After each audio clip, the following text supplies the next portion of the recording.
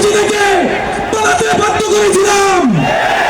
আমরা এই শহীদ মিনার থেকে আজকে এই শপথ নিয়ে দেব, বাংলার জমিনে এই শেখ হাসিনার ফাঁসি নিশ্চিত করতে হবে। শুধুমাত্র শেখ হাসিনা নয়, আওয়ামী দূষণদের সকল অপরাধীদের ফাঁসি নিশ্চিত করতে হবে। বিজেপি খেলার হত্যার বিচার এই বাংলাদেশে হতেই হবে।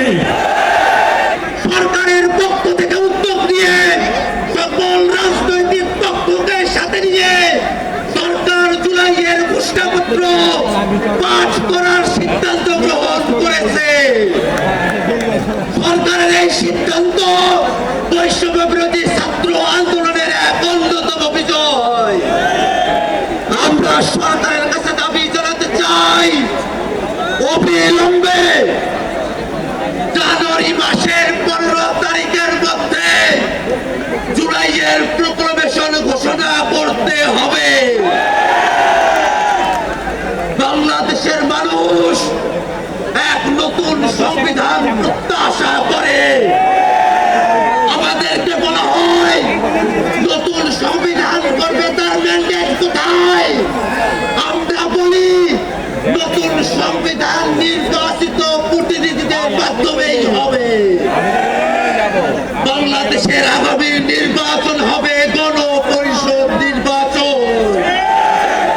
এই গণপরিষদ নির্বাচনে যারা জয়ী হবে তারা একই সাথে সংবিধান বিষয়ে সিদ্ধান্ত নেবে, নতুন সংবিধান প্রণয়ন করবে এবং আইনসভার সদস্য হিসাবে ভূমিকা পালন করবে।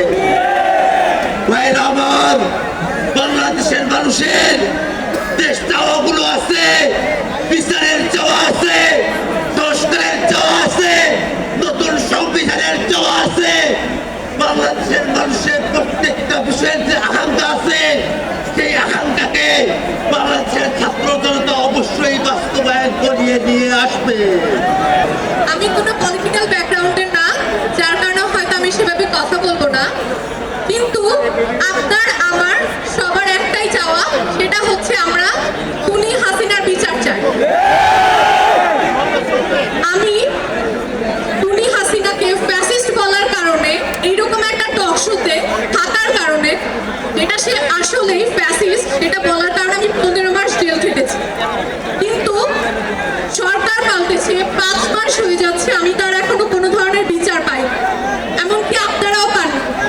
আর বর্তমানে আমরা একটা জিনিস দেখতে পাচ্ছি যে এই যে আওয়ামী লীগের দোসররা, তারা নিজেদের কলস পাল্টে শিবির